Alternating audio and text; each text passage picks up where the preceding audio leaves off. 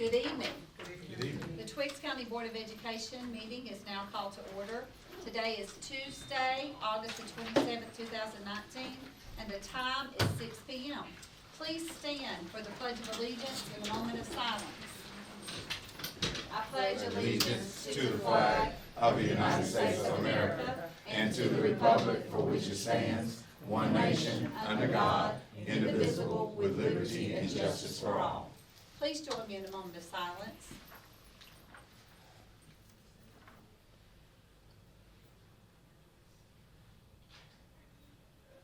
Thank you. You may be seated.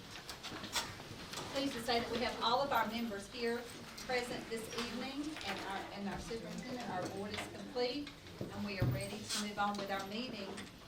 The first thing I would entertain is a motion to approve the agenda for tonight's meeting, August the 27th, 2019. Madam Chair, I make a motion to approve the agenda.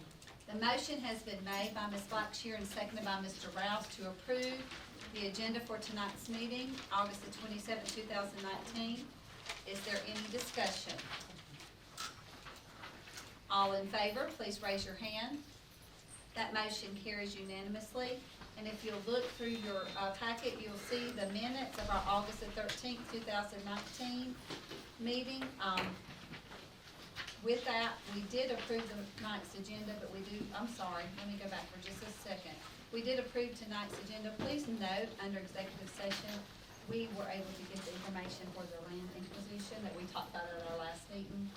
And Mr. Dixon was able to get the information for us to go ahead and discuss that at that time. So you see that, and you stand by your votes on that, on your motions and the votes on that. And the July financial report will be an information item and not an action item due to the closing of the year report. Yeah, that's good. You stand by that. You stand by that, Mr. Rouse, you stand by that as well.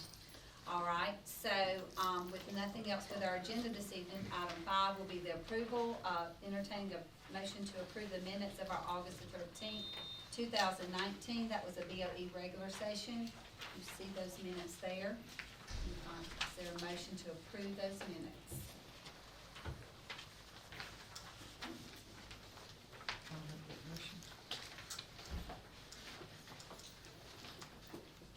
Motion's been made by Ms. Stokes to approve the minutes of the August 13th meeting. Is there a second?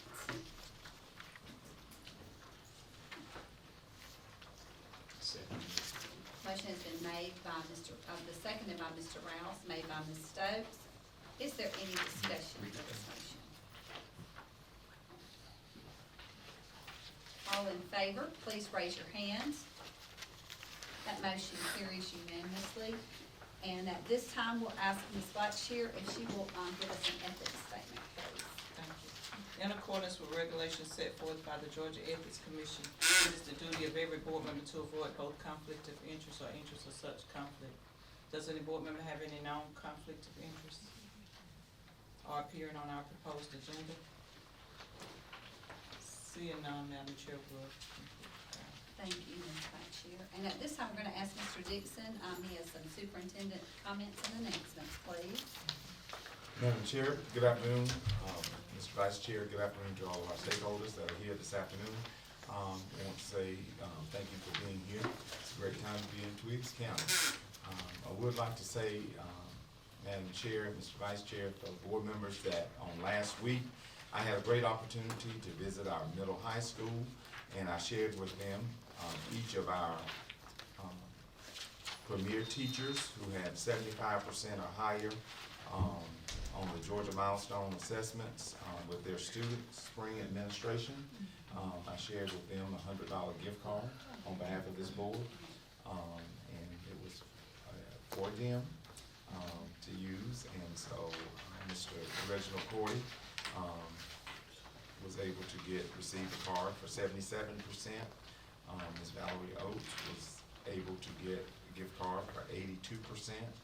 Ms. Valerie Oates had 82%, I'm sorry, for English Language Arts in 8th grade, 9th grade literature, end of course assessment, Ms.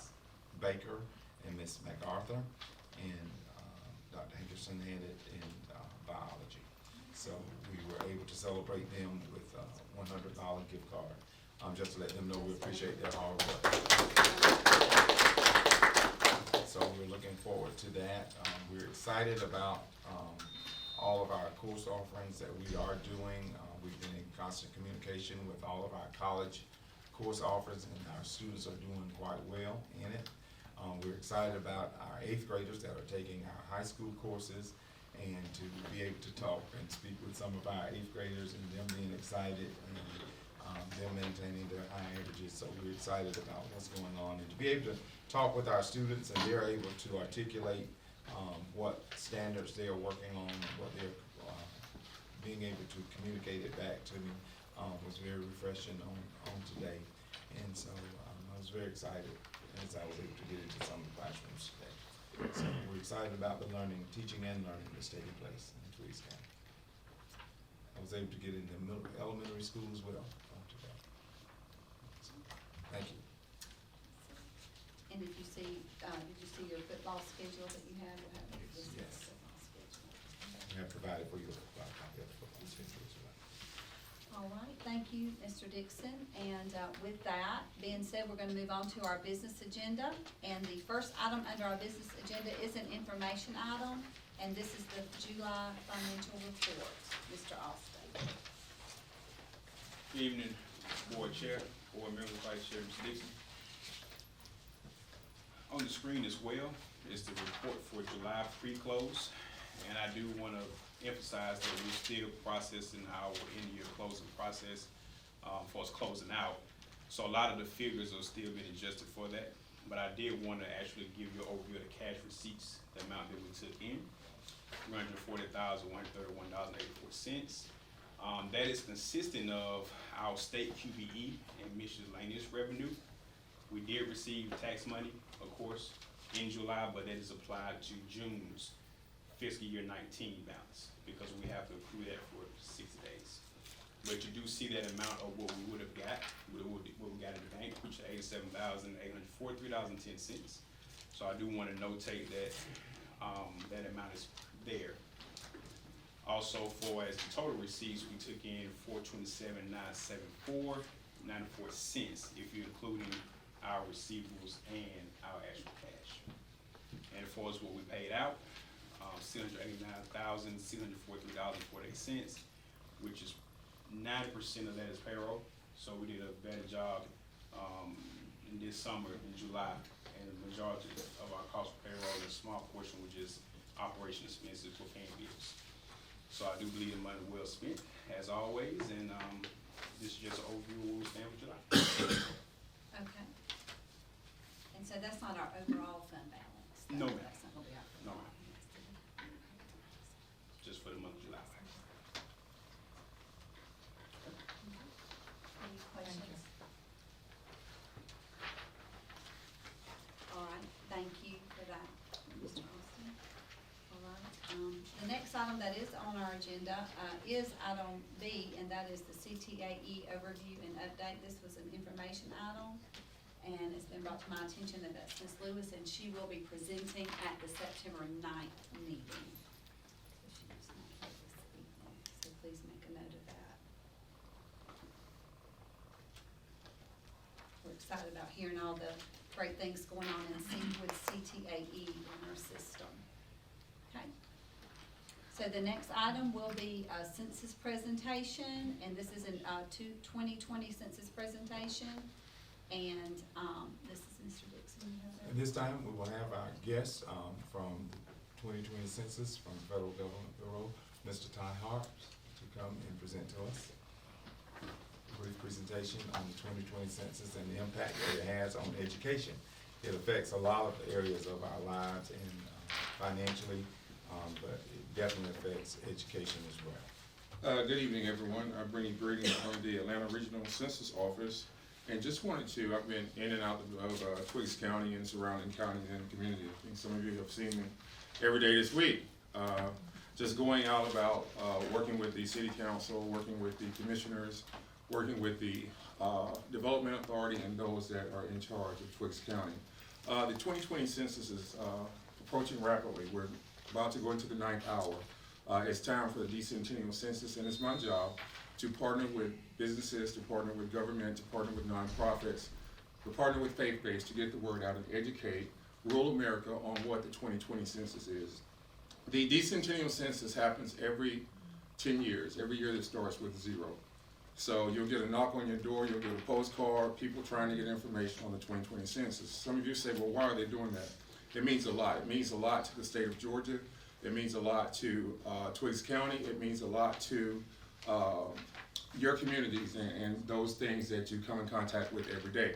The federal government gives back over $675 billion a year to the states based on the numbers. This is mandated in the Constitution, just like voting. Census, participating in the decennial census is a civic duty. Back in 2010, I gave you guys a few handouts, and I'm only going to focus on 2 of these real quick. If you'll pull out these 2 handouts, you'll see a whole lot of numbers on them. If you look on the back of that, you'll find Twiggs County. These are all the counties in the state of Georgia here, and their participation rates in the last 2 census counts, which is 2000, 2010, and now we're in 2020. If you'll flip on the back, you'll find Twiggs County. And in 2000, Twiggs County participation rate was 61%. Okay? In 2010, you would have thought that Twiggs County participation rate went up. It didn't. It went down to 52%, which is below average. Okay? Now, this information right here is your Bible, Census Bible. Okay? It talks about the past, it talks about the present, which we're in now, and it also talks about the future, because the 2020 census is going to have a big impact on the future coming. Okay? The population of Twiggs County right now is about roughly 10,000 people. Okay?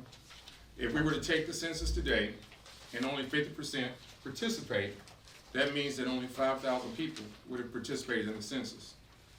The federal government gave back to the state of Georgia per person $1,500 per head to the state every year. Okay?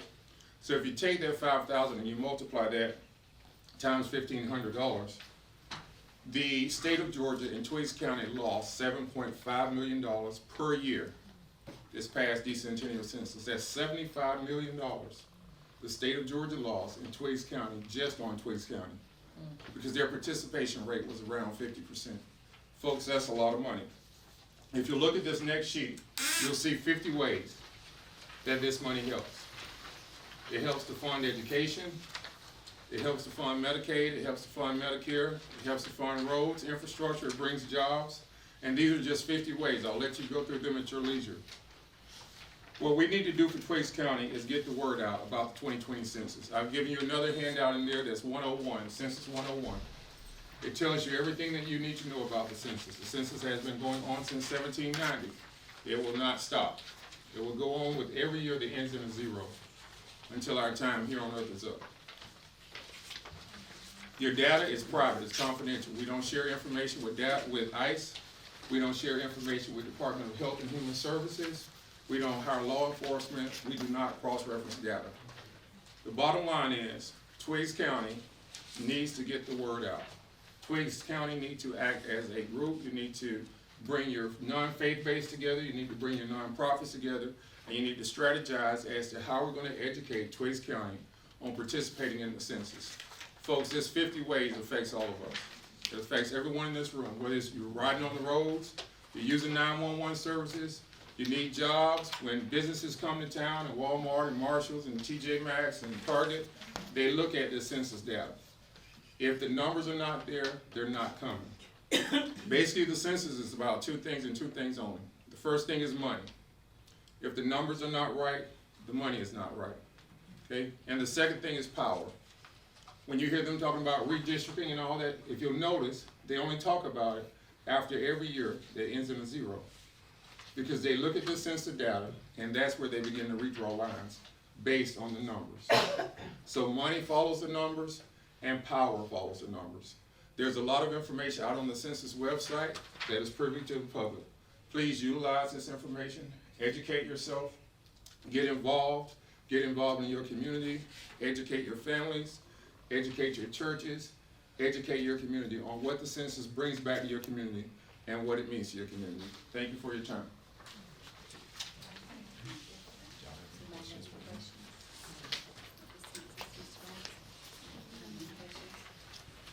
Thank you for that presentation. All right. Our next item is an information item, and Mr. Bacon will present, and this is, safety plan updates.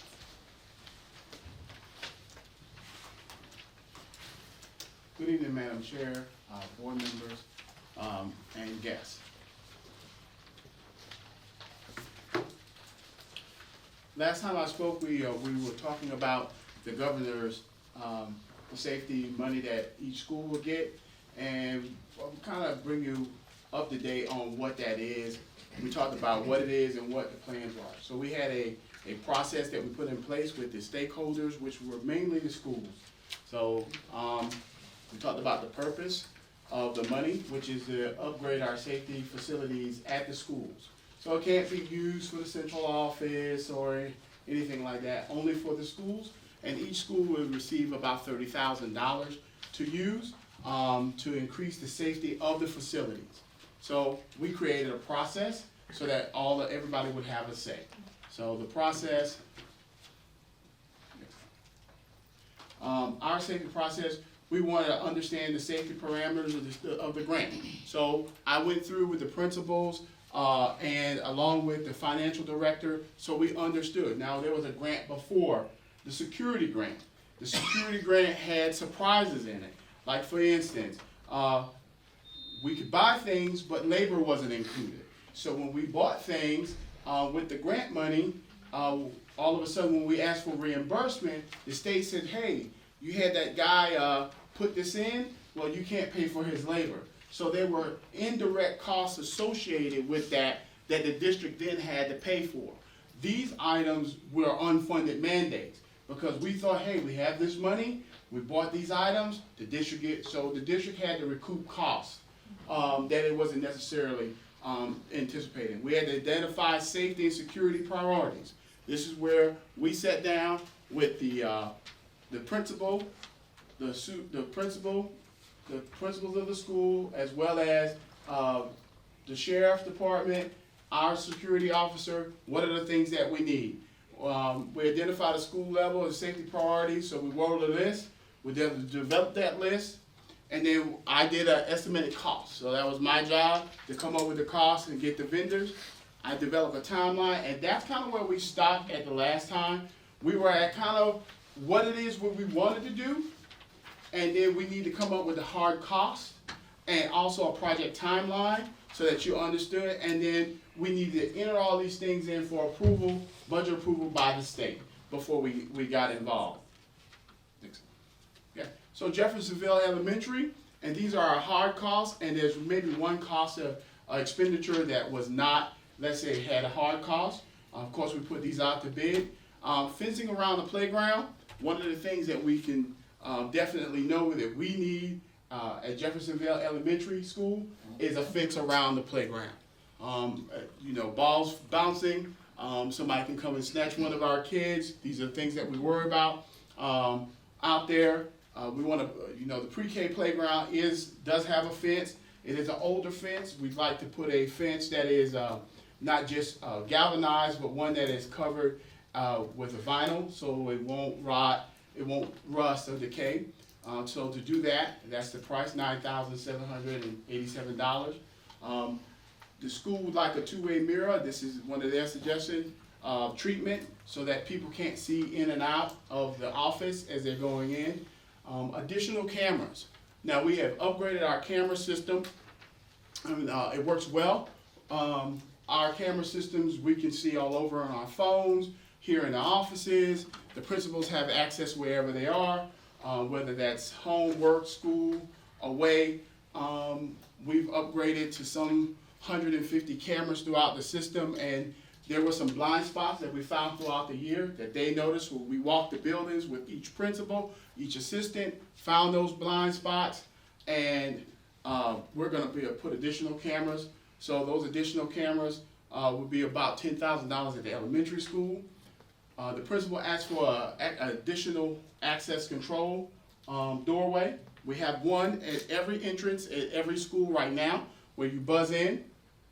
And that's controlled by the reception person, greeter, at the door. And they will also control this doorway, and at the elementary school will be at the bus ramp. So when they go out to the playground, they'll be able to buzz in and out using that control way there. One thing we're gonna try and do is have a way that they'll have a automatic to come in on that lock. So we're working that situation out.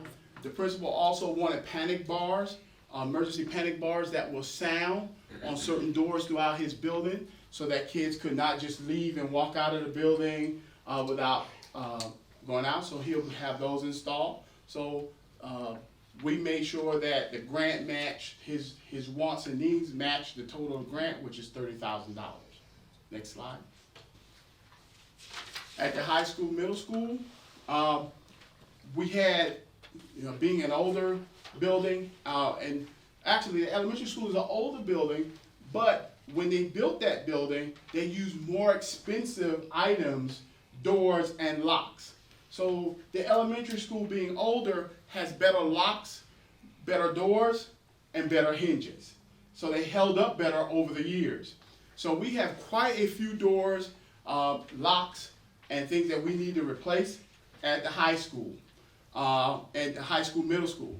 And that's gonna be around $22,527 to upgrade doors, locks, hinges, door sweeps, and putting in a window in our media center door. If you notice that it's almost, you can't even see in, it's a steel door. So that's one of the things that was asked for. We're gonna put in additional cameras for the high school in our locker room, not in the locker room area, parking lot, 600 building, exterior, in our in-school suspension areas. So they'll have more camera locations, and we'll be changing the camera types to get more coverage, more high definition, ID card system. We don't have ID cards. ID cards are very expensive. I know people say, oh, well, it's a very expensive proposition. So we'll be starting that process district-wide, starting at the high school, middle school, for students, staff, going on. They'll also be receiving emergency panic bars throughout the school as well. They will have to have fire alarm upgrades at the high school. We started that process somewhat this summer, so we could open up school, because we have to have our annual inspections, but they need pretty extensive upgrades, so they'll have that as well, and some general fencing repair around the school. So their total grant for that site, because they both have two different school numbers, will be $60,000, $30,000 per site. Next slide, please. And as you can see, this is our timeline, starting on September 9th, going through December 17th. This is my timeline working with our vendors to get everything in prior to the end of first semester. So we feel really confident that most of the safety protocols that we will have in place prior to us going home, hopefully even before our deadline, but this is so we have float time in case parts are not in, but a bulk of the things we feel will be in, like the doors, things like that. We have the lead time. They will be in place hopefully during our winter break in October, because they have to cut out doors, kids can't be there, those sorts of things. So if you look over that board, members, you'll see that this will give us another layer of protection. Also, it pays for some things that otherwise we would have to have done ourselves with money that we would have to have found ourselves. So the grant is coming in at a good time to add some much needed security to what we already have, to the panic buttons and the other systems that we have in place that we don't always want to discuss in public. So if there are any questions concerning the timeline or any of the items. Like I said, it was wholehearted, the principals, myself, the CFO, got together and made sure that they got the things that they were concerned about, in their buildings. Mr. Bacon, is this grant labor funded as well? You know, you said the last one, it didn't include the labor. It is my understanding, correct me if I'm wrong, Mr. Austin, that labor is included in With this. this one, so Yes, we won't have yes, ma'am. surprises again when we go and Yes, ma'am. submit to get the funds Yes. for that. Yes, ma'am. Any other questions? For some of the job duties, are you gonna be using some of the in-house to kind of do some of the stuff that they can do instead of contracting? You know, you used them before doing when we did the technology piece. You had some of ours coming in to do like the maintenance men Most of this, all of this will all be contract. contracted out, all of it. Because it's most of the things we don't have the expertise to Okay. do in-house, ma'am. And most of the stuff as it relates to it have already been bidded. Yes, sir. Right. Yeah. Any other questions? It'd be nice when all this is done, Mr. Dixon, maybe in Yes. January we could all meet over and have a time when we go see the Sure. things going on. I guess they probably need to be January because if it's ended in December. One question for our boards, I would like, a quick update on where are we with our doors, at the high school from this going into, going out of the building that we talked about, the door frames that we were having to cut out, those. Yes, sir. It took a 6-week lead time, so we ordered those, as soon as we get, we found out that that's gonna be an expendable item, an item that is gonna be allowable. So they are on order, they are already here, and the next allowable time that's gonna allow them to go through and do that is our break in October. So they are here, so, Dr. Ramsey, October. Yes, sir, I hear you. Dr. Ramsey and I already talked. Okay. Yeah, so, they are here. So there's no, they take a while because they had to be custom, and cut out and replaced. Yes, that was a very important Yes. project. And we need to take care of the stuff that we were blessed to get. When we Thank get you, sir. it. Yes, sir. Will the hinges be on the inside of the building or the outside of the building? 'Cause These, I noticed the hinges are on the outside of the building now. Will they be on the inside this time, whenever y'all replace them? they're gonna be on it's according to what, the hinge actually gonna be on the outside, but the screws are on the inside. Well, It's I'm like, talking about the pin that goes in the, the pins are gonna be on the inside. okay. Yes, sir.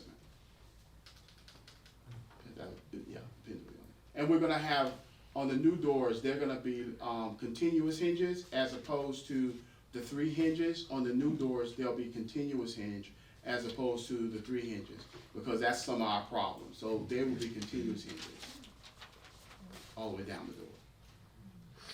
That's all. All right. Thank you, sir. Mhm. Good job. All right, thank you, Mr. Bacon. And with that being said, that ends our business agenda. Before our executive session, we do have one thing we need to present that during our census, is that right, we're gonna present this? Yes. Um, Mr. Rouse, will you stand up for it? And we have, this is Mr. Hart, Mr. Hart's, did he step outside? He's right there. He's coming in, he does hand signals. The resolution Jerry. from our board. A resolution, Twiggs County Board of Education, 2020 Census Partnership. As my grandmother used to say, if you don't put your name in the pot, don't show up on Sunday dinner because there might not be enough chicken to eat. So we want to make sure we put our names in the pot with the census and make sure everyone is counted to help our economic development and help everything that we need. So this is a resolution here. I won't read it all to you, but we'll put it on our website and turn it this way.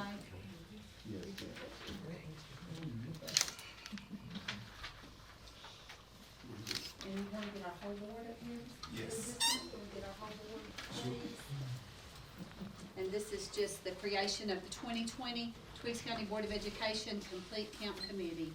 And it's just a resolution, another resolution from our board to commit to the census and to commit to what we need to do to make sure.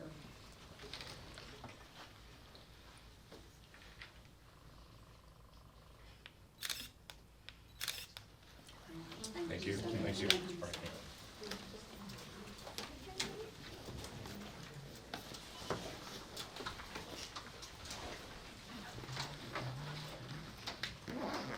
So that's the information for our business agenda, and at this time, I entertain a motion to enter into executive session for personnel matters, retirement package, and land inquisition. Is there a motion to move into executive session for those matters? I'll move that motion. The motion has been made by Ms. Blackshear and seconded by Mr. Rouse to move into executive session for personnel, retirement package, and land acquisition. All in favor, please raise your hand. That motion carries unanimously, and we shall return. Okay, is there a motion to return to regular session from our executive session? The motion has been made by Mr. Rouse. Is there a second? Seconded by Ms. Stokes. All in favor, please raise your hand.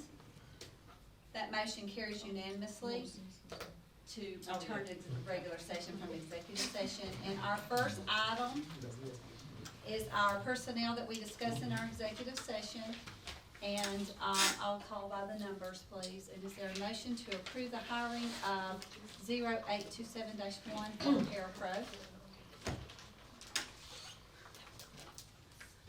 Retirement, No, it's just. The top, okay, for the hiring.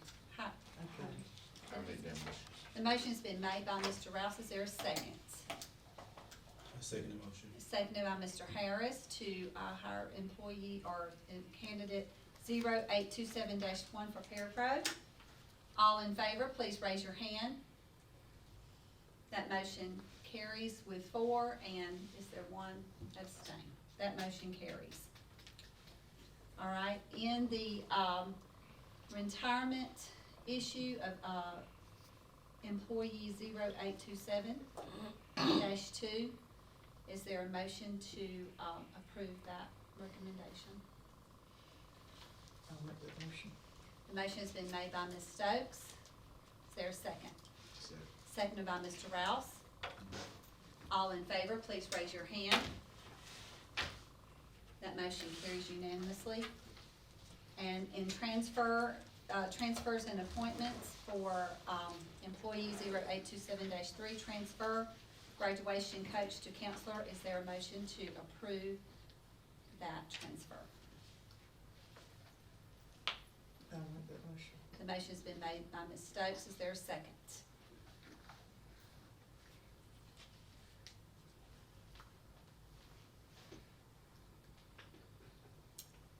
Please let me know if you need any more time to consider that. All right, that motion failed. There's no motion there. All right, is there a motion to approve the transfer 4544, transfer from counselor to AP at Jeffersonville Elementary School?